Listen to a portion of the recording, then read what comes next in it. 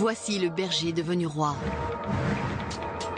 Le jeune guerrier qui a terrassé un géant.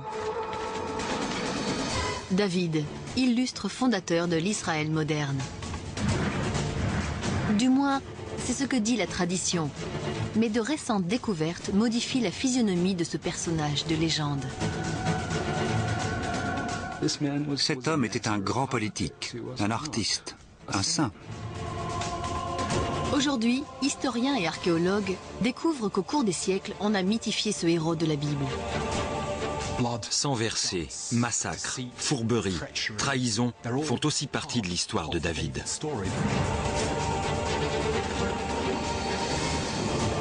L'homme ainsi révélé est si différent qu'on se pose la question.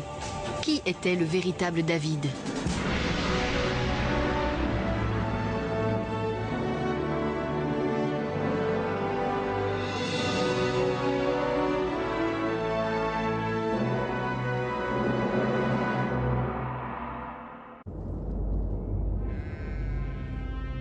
Selon la tradition, David a vécu au Xe siècle avant Jésus-Christ, c'est-à-dire il y a environ 3000 ans. Il était, dit-on, originaire de Bethléem, ce même village où 1000 ans plus tard naîtrait Jésus. Les événements de sa vie constituent l'étoffe de sa légende. Quand on évoque le David de la Bible, la première chose qui vient à l'esprit, c'est son combat contre Goliath. On raconte que ces troupes d'élite ont rampé dans le système souterrain d'adduction d'eau de Jérusalem pour s'emparer de la ville et en faire leur capitale. L'un des exploits les plus mémorables de David, c'est d'avoir réussi à réunir la partie nord d'Israël et la partie sud, la Judée, et à y établir son pouvoir pour en faire un seul et puissant État, celui d'Israël.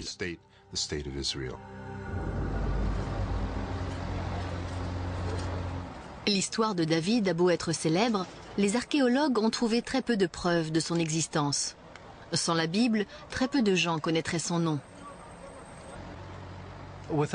C'est grâce à la Bible que nous savons qu'un personnage nommé David a existé.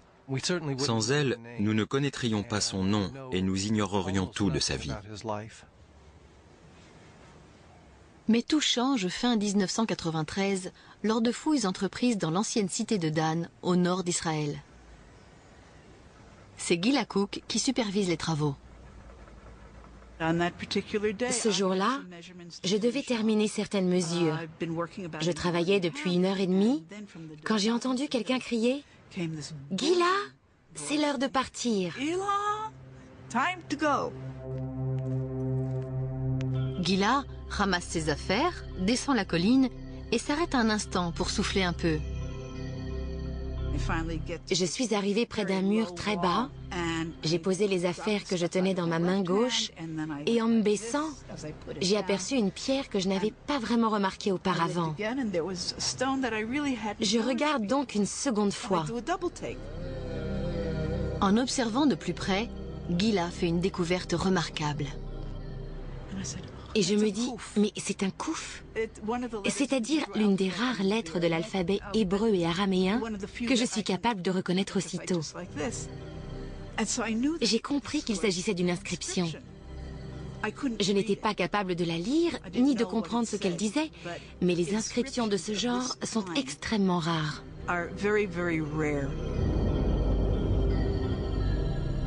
Ce que Gila vient de trouver constitue l'une des plus importantes découvertes archéologiques du XXe siècle. Le moment de la découverte a été phénoménal. Il s'agit d'un fragment d'un monument qui commémore une victoire remportée sur les Hébreux.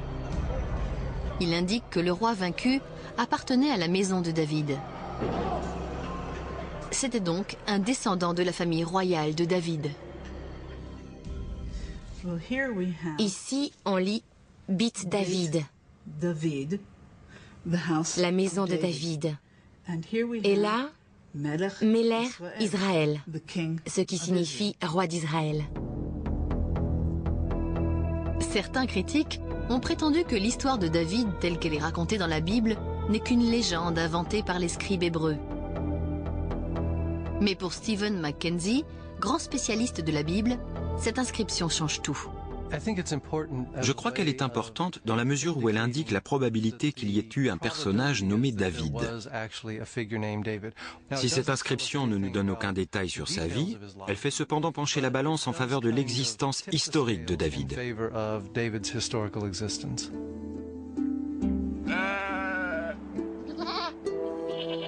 Mais s'il y a bien eu un roi David, quel genre d'homme était-ce?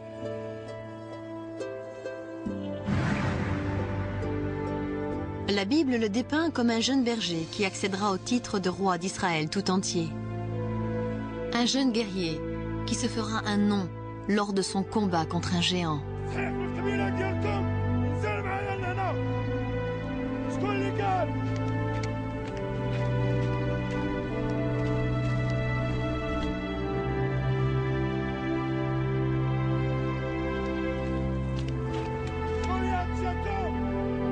Mais l'image biblique correspond-elle à la vérité historique?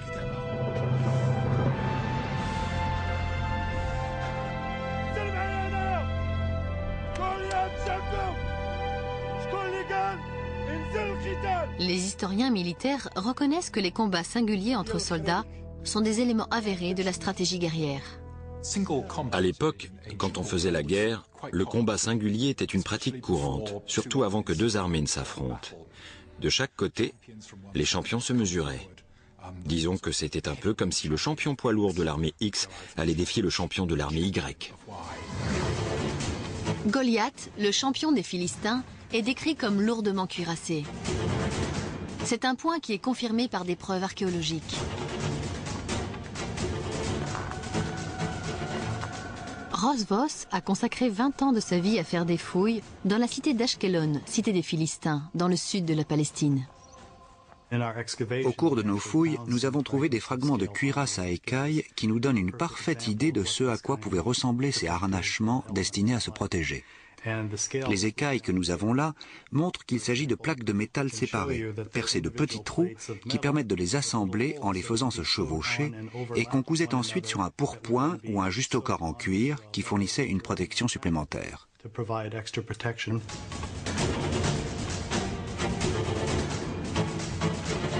À voir cette lourde cuirasse, on comprend que ce combat soit resté célèbre dans l'histoire, comme le comble de l'inégalité dans la lutte.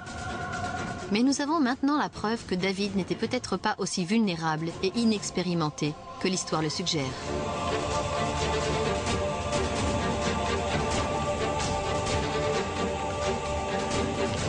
David, nous dit la Bible, refuse de porter une armure pour combattre.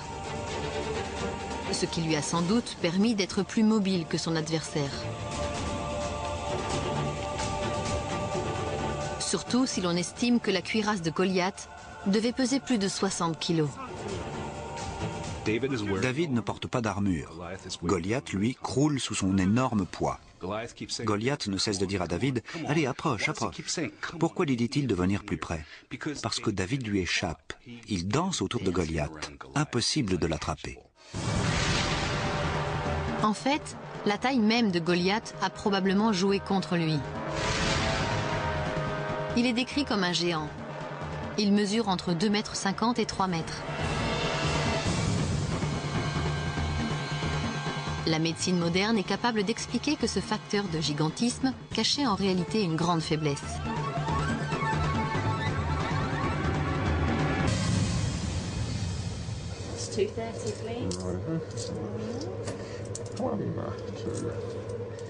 Chris Greener est l'un des plus grands hommes d'Europe.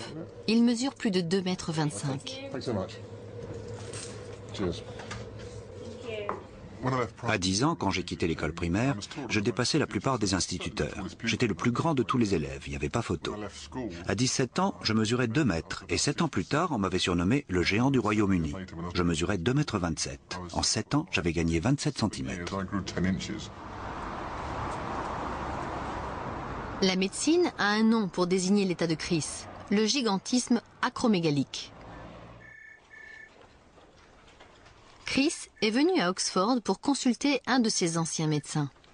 Bonjour Chris. Bonjour John. Ça va? Bien. Content de te voir. Ça fait un bail. Entre.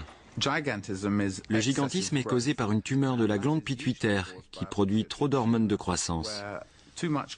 En passant dans le sang, elle déclenche une croissance excessive des os. Le gigantisme est très rare. Au Royaume-Uni, nous n'avons pas de chiffres précis, mais je dirais qu'il doit y avoir une dizaine de géants. De tels cas ont été recensés depuis le 19e siècle, mais les spécialistes pensent que cette anomalie existe depuis beaucoup plus longtemps.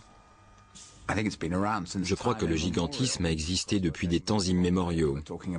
Et si l'on parle de Goliath, cela remonte effectivement très loin.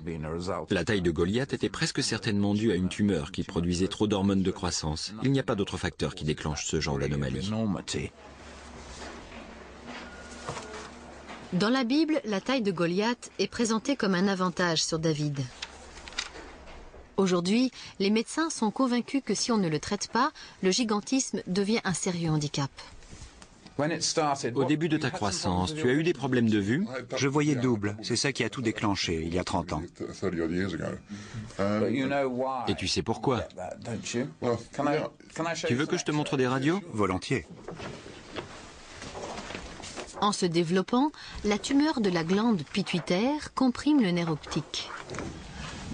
Voici une glande pituitaire de taille normale, et cette glande ne touche pas le nerf optique, comme tu peux le voir. Oui.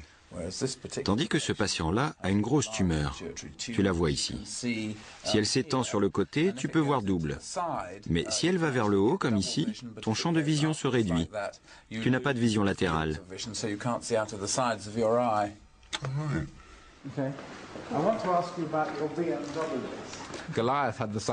Sa haute stature donnait à Goliath un avantage psychologique.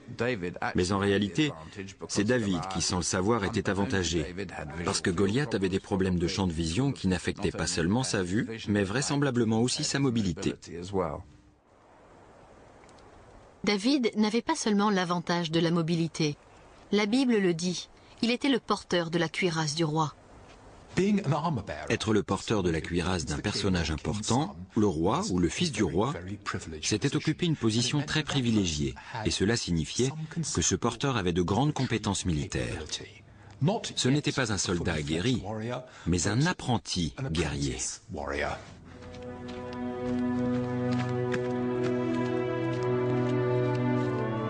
C'est bien connu. Face à Goliath, David n'avait qu'une arme, sa fronde. À première vue, c'était peu face au glaive et à la lance du géant.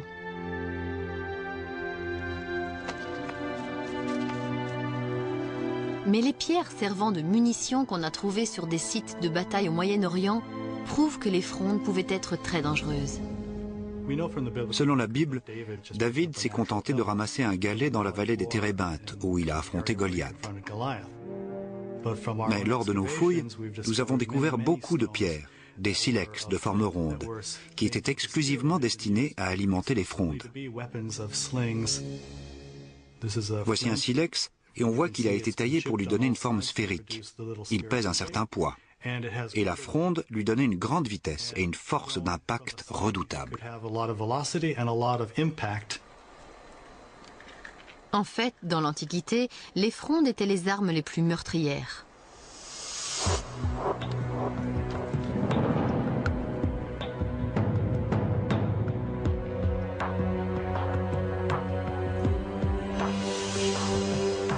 Alan Berbeck est expert en balistique à l'université de Glasgow. Il a été expert auprès des tribunaux pour évaluer des blessures causées par des armes. Avec son collègue Rod Thompson, il a mis au point un matériel expérimental pour calculer la vitesse et la puissance d'un projectile lancé par une fronde. À l'aide d'une caméra ultra rapide, ils peuvent mesurer la vitesse de déplacement du projectile. Nous utilisons cette petite caméra optique reliée à un capteur de vitesse numérique, nous permettant d'enregistrer des images à grande vitesse entre ces deux piquets de 2 mètres et d'évaluer les dégâts causés par un projectile qui touche sa cible. Alan doit lancer sa pierre entre les deux piquets pour que la caméra enregistre sa trajectoire.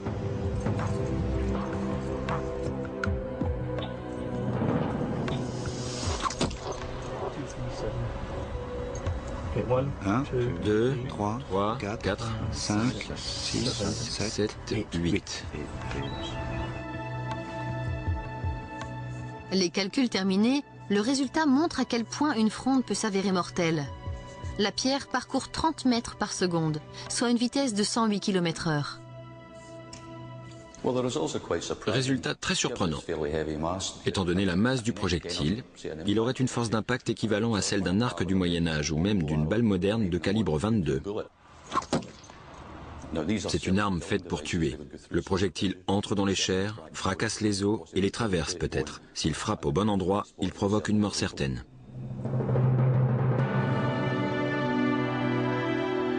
Quand David et Goliath s'affrontent, c'est le jeune berger et non le géant qui a l'avantage.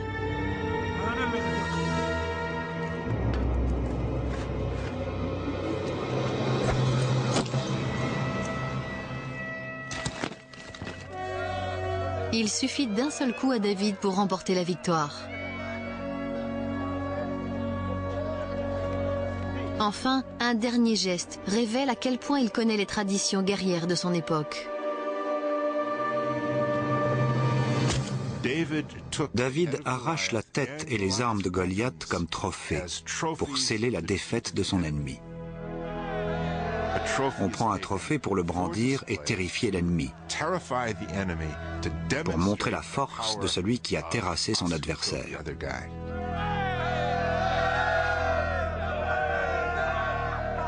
Mais derrière ce combat de David contre Goliath, il y a davantage que les apparences.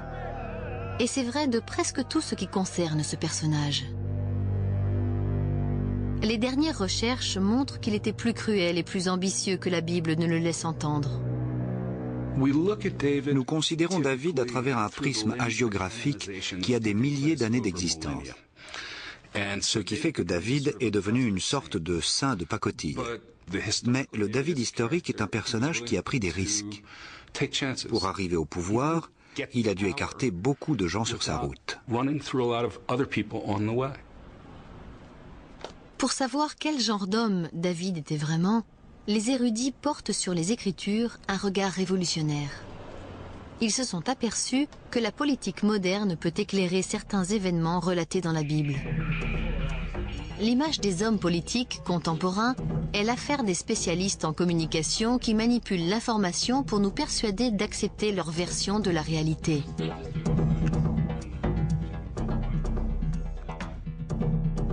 L'historien Stephen Mackenzie est persuadé qu'il en allait de même pour ceux qui ont rédigé la Bible. On compare souvent ces rédacteurs à nos spécialistes en communication.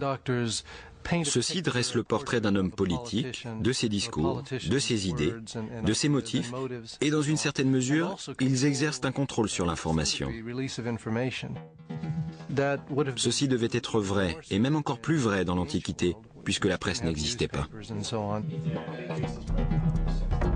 Pour parvenir au vrai David derrière la légende, les historiens sont persuadés qu'il ne faut pas prendre les récits bibliques au pied de la lettre.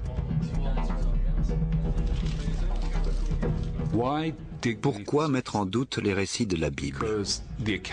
Parce que le compte-rendu que nous lisons est une interprétation, un arrangement d'une série d'événements qui ont eu lieu au Xe siècle avant Jésus-Christ. Je suis historien, et le devoir d'un historien consiste à gratter les enjolivures. En utilisant cette méthode, les historiens regardent de plus près les affirmations de la Bible concernant David. L'une des plus célèbres, c'est qu'il était un grand musicien. Il jouait de la lyre, une sorte de petite harpe.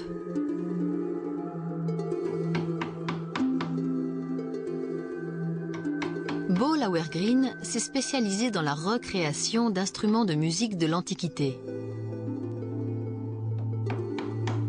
Même s'il n'y a plus en Israël de lyre semblable à celle de David, des illustrations contemporaines trouvées en Égypte lui ont fourni assez de détails pour recréer une lyre proche de celle que David utilisait.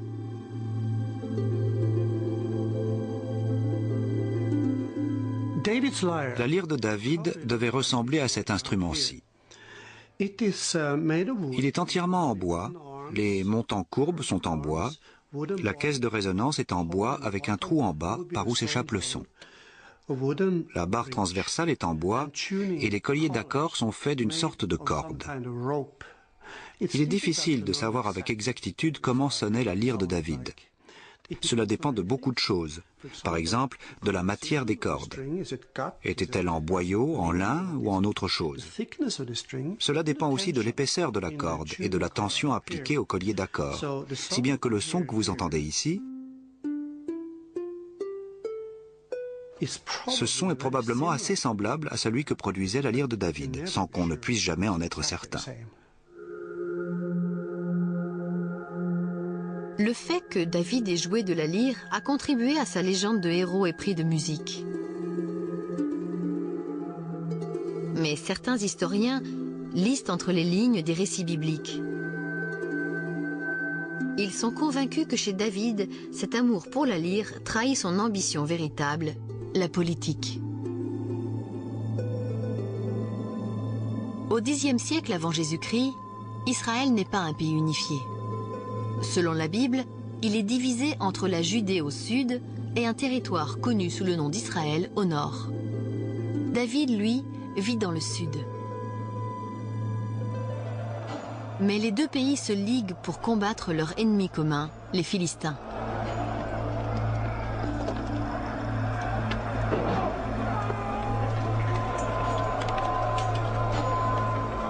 Israël s'est choisi un roi pour mener ses batailles. Un roi que la Bible appelle Saül. Il a la réputation d'être un grand guerrier, mais il est souvent d'humeur sombre. David est appelé à sa cour et joue pour lui. On dit que c'est sa musique qui redonne espoir à Saül. Nous savons aujourd'hui que la musique peut avoir une grande influence sur nos émotions. Il y a la musique qui excite et la musique qui calme. Il est donc très vraisemblable qu'à l'époque, la musique du roi David ait eu les mêmes effets. Mais ce que la Bible ne dit pas, c'est que la musique de David lui a procuré des bénéfices politiques très importants. Selon la Bible, ce sont les talents musicaux de David qui lui valent de venir à la cour, car la musique est d'un usage strictement médicinal. Elle exorcise les démons de Saül. Elle délivre Saül de ce qui le possède. Ces talents musicaux confèrent à David une influence considérable à la cour, parce qu'ils sont indispensables au roi. Bien entendu, ce n'est pas la musique seule qui permet à David de devenir puissant. Le jeune berger est devenu un homme. Son combat contre Goliath a fait de lui un héros. Certains commencent même à suggérer que David vaut mieux que le roi Saül. Se sentant menacé, Saül tente à plusieurs reprises d'éliminer David. Si bien que, nous dit la Bible, David s'enfuit dans le sud d'Israël, c'est-à-dire en Judée. Dès lors, la Bible nous décrit David comme une victime de la paranoïa de Saül. Mais selon des recherches modernes, David se serait servi de son exil pour des fins politiques. À en croire la Bible, Saül aurait chassé David de sa cour lors d'un violent accès de jalousie. En réalité, si David est parti dans le sud, c'est pour y organiser des groupes de brigands, des troupes clandestines, pour s'assurer une base solide. Il y est allé pour amasser de l'argent, du pouvoir et de l'influence. À l'époque, l'homme le plus puissant de Judée est un chef de clan nommé Naval. Pourtant, en quelques années, David est devenu un dirigeant incontesté. La Bible insiste sur le fait que David ne tente rien pour hâter sa propre ascension vers le pouvoir. Le seul rapport qu'il ait avec Naval consiste à lui envoyer une délégation d'hommes chargés de lui demander des provisions.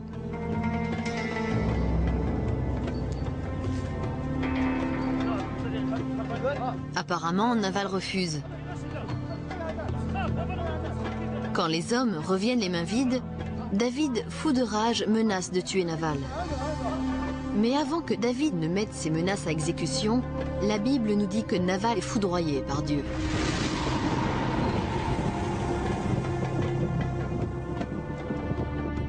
David lui succède et devient l'homme le plus important de la Judée. Les spécialistes pensent que le récit de la Bible est un peu trop arrangé.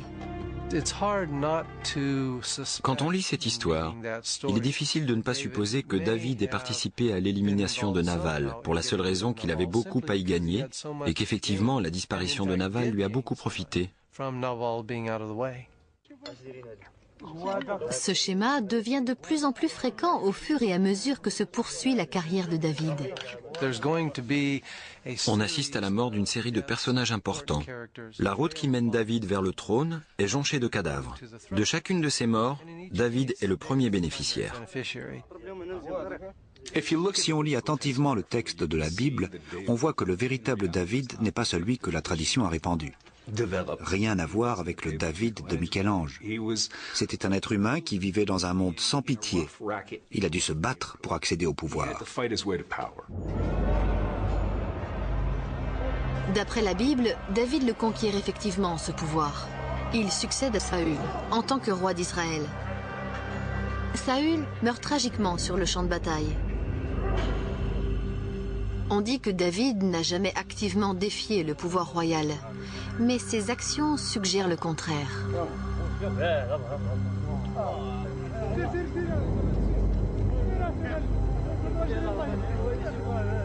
Dans un revirement singulier, David se met au service des ennemis jurés du roi Saül, les Philistins. La Bible insiste bien sur le fait que David est resté loyal à son roi. Mais rejoindre les Philistins peut être interprété comme une trahison.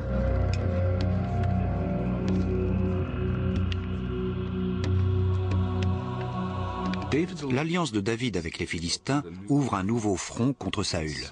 La partie sud du pays devient hostile à Saül, comme elle ne l'avait jamais été avant David.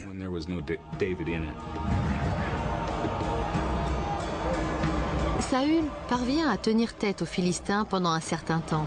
Mais les érudits sont convaincus que leur alliance avec David a été fatale au roi.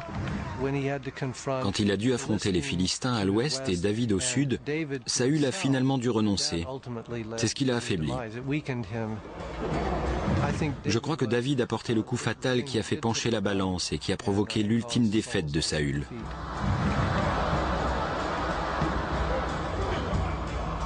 Heureusement pour David, Saül est tué sur le champ de bataille et c'est David qui le remplace sur le trône.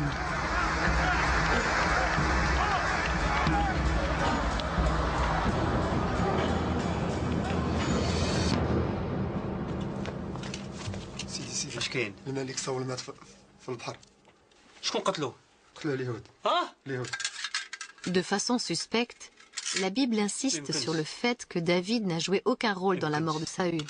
Son décès, nous dit-on, plonge David dans une telle affliction qu'il compose une lamentation à la mémoire du roi. Mais les spécialistes doutent de la sincérité de son chagrin. Certes, David se lamente sur la mort de Saül, mais David se lamente sur la mort de tous ses ennemis. Peut-être a-t-il effectivement composé ce poème, mais s'il l'a composé, il a dû bien rire, parce que c'est lui qui allait récolter les miettes.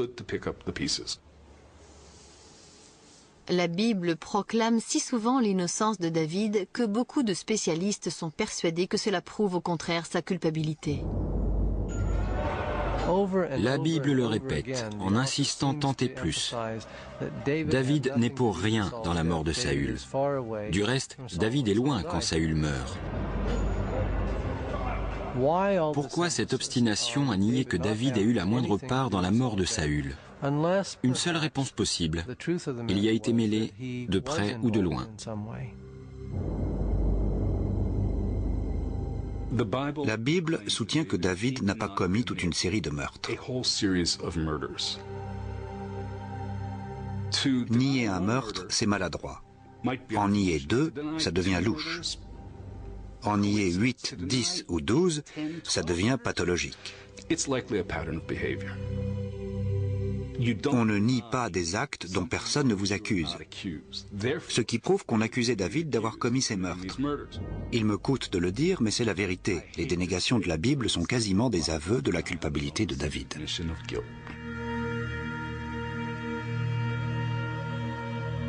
Le rôle exact que David a joué dans la mort de Saoul, on ne le connaîtra peut-être jamais. Mais il est clair que David, en lui succédant, devient le plus célèbre de tous les rois d'Israël. Moment crucial pour David. Pour la première fois, tribus du nord et tribus du sud d'Israël sont sous la coupe d'un même roi. La Bible dit que David entreprend d'unifier officiellement les deux régions. Un acte qui lui vaudra gloire et reconnaissance des siècles durant. Mais cette nation unifiée a besoin d'un nouveau cœur, d'une nouvelle capitale, pour satisfaire le nord et le sud. C'est pourquoi David choisit une forteresse, parce qu'elle est située à peu près au centre du pays. Cette nouvelle base, il la nomme Cité de David. Nous la connaissons sous un autre nom, Jérusalem.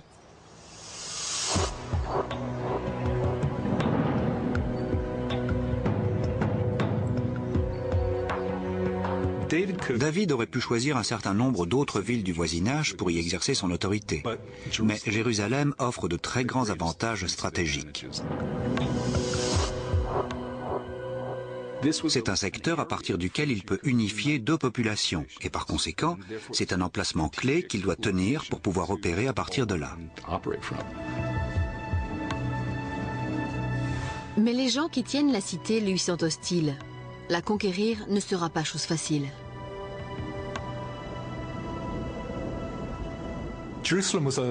Jérusalem était difficile à prendre. C'est une citadelle avec des remparts solides, des défenseurs farouches. David a décidé de s'en emparer. Il doit trouver un moyen. Un siège risquerait de s'éterniser, une attaque frontale lui coûterait beaucoup trop cher en vies humaines et démoraliserait les Hébreux. David examine donc le site et se demande comment il peut faire pour s'y introduire. Y a-t-il un moyen de parvenir jusqu'à la citadelle surélevée sans avoir à lancer une charge aux portes de la ville?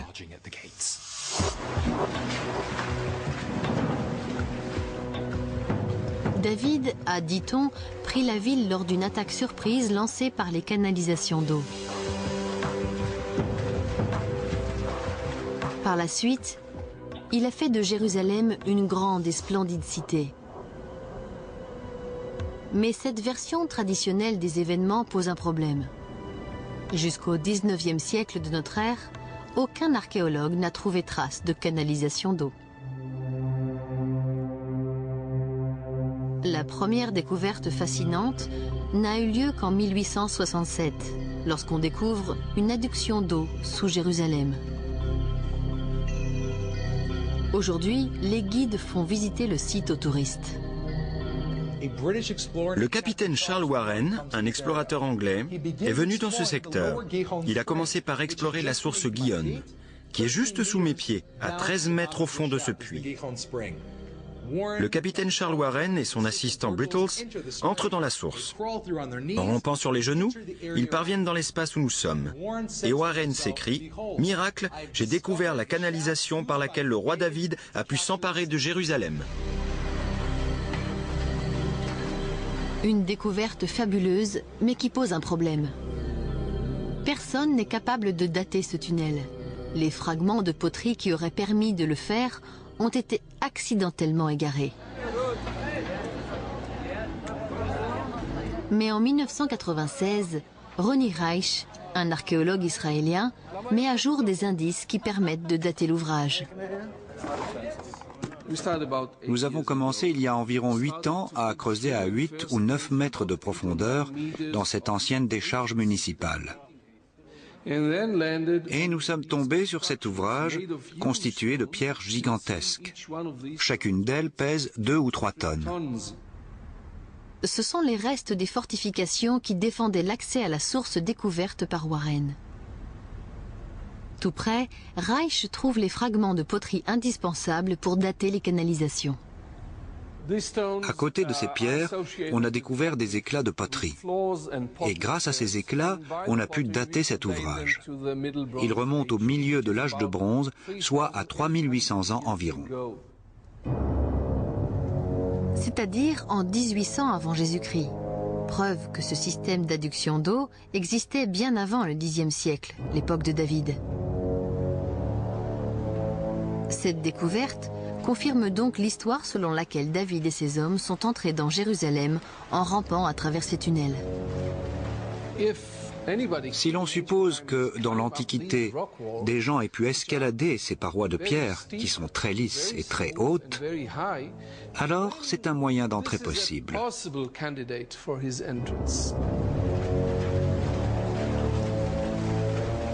Cette méthode d'attaque fait partie des tactiques militaires traditionnelles de l'époque. Dans le monde antique, cela s'est produit dans d'autres endroits. Des gens se sont introduits dans des cités par des canalisations, par des aqueducs. C'était un moyen connu pour investir une ville. Par conséquent, cette histoire est tout à fait plausible. Le roi David et ses troupes investissent la source Gihon en contrebas. Ils avancent en pataugeant dans l'eau et s'emparent de la ville. Ils grimpent par une cheminée verticale jusqu'au tunnel où nous nous trouvons maintenant. Ils franchissent quelques marches et débouchent au beau milieu de la cité ennemie. Ils se précipitent sur les sentinelles qui gardent les portes, leur tranchent la gorge, ouvrent les portes, et de petits détachements d'Hébreux pénètrent dans la cité.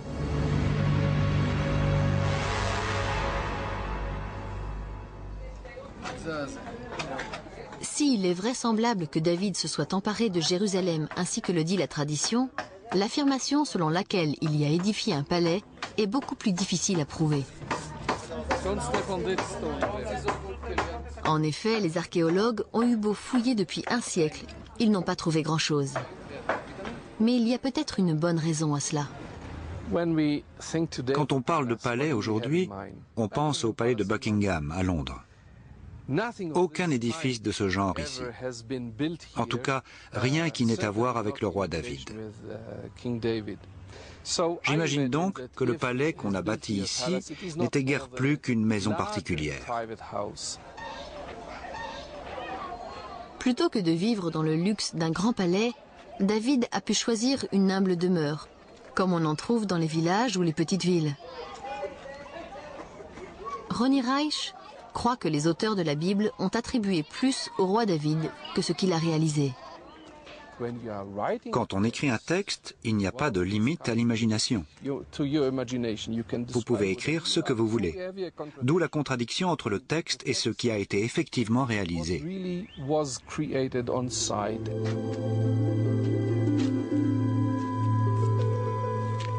Tout au long du récit que la Bible fait de l'ascension de David vers le pouvoir, elle prend grand soin de protéger l'image de David.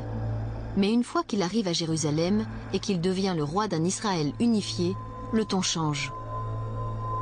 Pour la première fois, de façon surprenante, la Bible parle ouvertement d'un scandale majeur.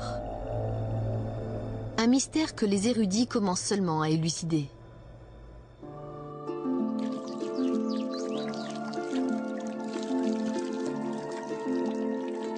Concernant David, la Bible signale un de ses plus flagrants abus de pouvoir qui concerne une femme nommée Bethsabée.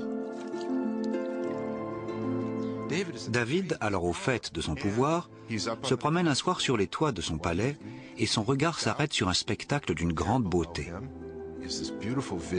Celui de Bethsabée qui prend son bain du soir. Faites-la venir, dit David.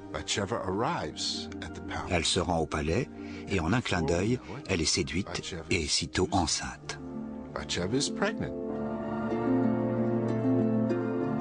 Hélas, à l'époque, Bethsabée est déjà mariée. Hors du temps de David, l'adultère est un crime passible des pires châtiments.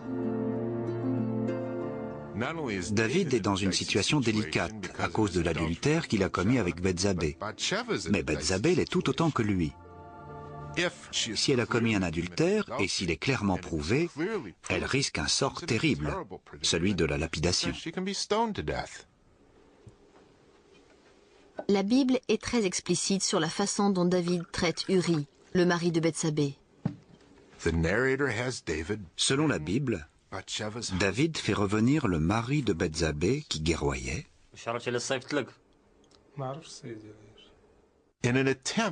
pour qu'il vive avec sa femme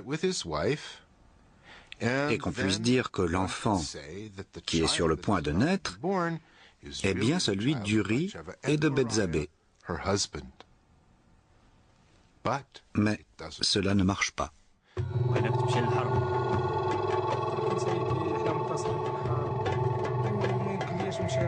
Uri refuse de coucher avec Bethsabée tant que ses troupes sont sur le champ de bataille. Son premier stratagème a échoué. David en conçoit aussitôt un second.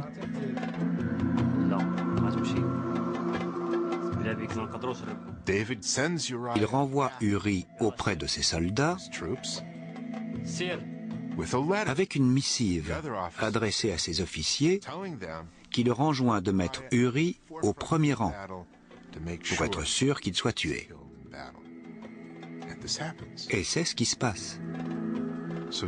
David est donc coupable d'adultère et de meurtre.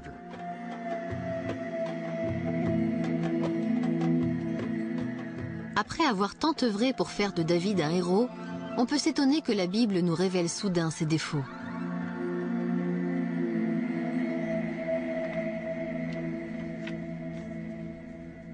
Pour Steve Mackenzie, cela prouve que les hagiographes n'avaient pas toujours le dernier mot. L'histoire de Bethsabée reste une sorte de mystère, dans la mesure où elle détonne avec le reste. Après ceux qui ont fait un portrait flatteur de David, un autre rédacteur est intervenu et a inséré l'épisode de Bethsabée. Quels étaient les motifs de celui qui a introduit l'histoire de Bethsabée? Je n'en suis pas sûr. C'est peut-être une façon de dire que c'est ce qui arrive quand on a un roi qui a tous les pouvoirs. Il finit par commettre des fautes. Je dois dire que j'aime beaucoup l'histoire de Bethsabée. C'est celle que je préfère parce qu'on n'a plus affaire à un David innocent. Ici, c'est un David qui est coupable d'adultère, un homme qui a ses défauts, un personnage avec lequel on peut s'identifier.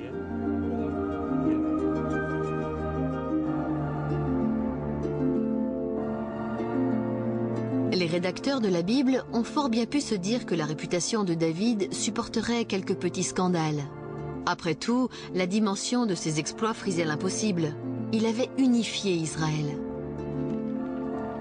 Ironie du sort, aujourd'hui les érudits sont moins sûrs qu'il y soit parvenu.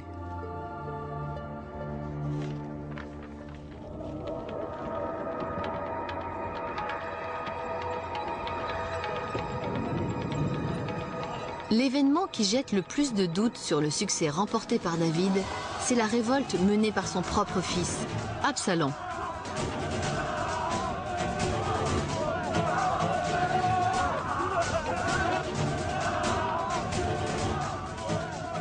L'intérêt historique de la révolte d'Absalom, c'est de montrer à quel point David était impopulaire. Toute la population de Judée et d'Israël se dresse contre lui. Il était unanimement détesté et ne disposait pas à l'époque des moyens d'exercer son contrôle sur l'ensemble du territoire. La Bible minimise cette révolte et en attribue la cause, de façon très moderne, à une mauvaise éducation. Elle laisse entendre que c'est la faiblesse de David vis-à-vis de ses enfants qui a permis à Absalom de se révolter. Je crois que si les faits nous sont présentés de cette façon, c'est pour faire de David le portrait d'un homme trop bon, incapable de nuire à qui que ce soit et encore moins à son fils. L'image d'un David enclin à la bonté laisse les érudits sceptiques, car à peine la révolte matée, Absalom est tué sur le champ de bataille. Si j'ai des doutes sur ce point, c'est qu'on retrouve le même schéma que précédemment. Lorsque David trouve quelqu'un qui lui barre la route, et en particulier lorsqu'il y a mort violente, la Bible prend bien soin d'expliquer que David n'y est pour rien et que, lorsqu'il apprend la nouvelle, il pleure abondamment. C'est exactement ce qui se passe avec Absalom. Je pense qu'en fait, David est le premier responsable. La mort d'Absalom nous montre bien comment David parvient à se maintenir au pouvoir. La Bible nous décrit l'unification d'Israël comme un processus librement choisi par la population qui s'accorde pour désigner David comme son roi. En réalité, David est plus un conquérant qu'un élu du peuple. Il gouverne par la force et s'il unifie son pays, c'est les armes à la main.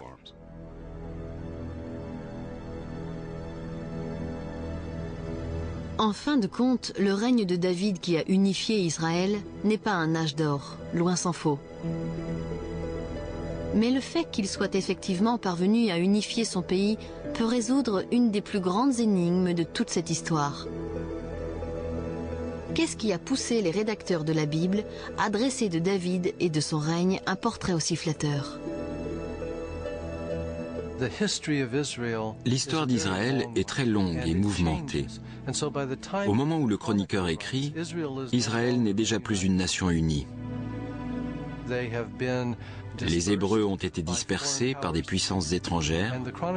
Le chroniqueur écrit donc pour rassembler tous ceux qui se disent israélites, pour les réunir en une seule et unique nation. Et c'est là que David intervient comme une sorte de modèle. Voilà ce que nous voulons être, comme nous l'avons jadis été. Un peuple uni, soumis à un seul maître et servant notre Dieu. David meurt au bout de 40 ans de règne, laissant son fils Salomon lui succéder sur le trône. Si le David de la Bible est le héros qui a unifié Israël, le David historique apparaît comme un personnage assez différent. David, selon la tradition, est un saint. Le David historique est beaucoup plus humain. Il règne sur son peuple par la terreur. Il est proche de certains souverains orientaux. Or, aucun de ces souverains n'est resté longtemps sur le trône sans employer la force brutale. Cette image de David est plus en phase avec les réalités du monde antique, et pas si éloignée que cela de notre propre époque. Admettre l'image historique de David, c'est reconnaître que les hommes n'ont guère changé depuis des millénaires. Nous sommes confrontés aux mêmes problèmes, aux prises avec les mêmes dilemmes. L'un d'eux concerne ceux qui prennent le pouvoir et s'y maintiennent à n'importe quel prix.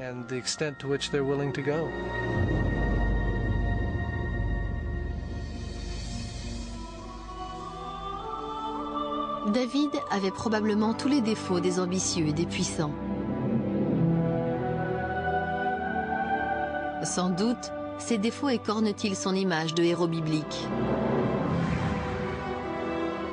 Mais sans ces mêmes défauts, David n'aurait jamais eu la place qu'il occupe dans l'histoire.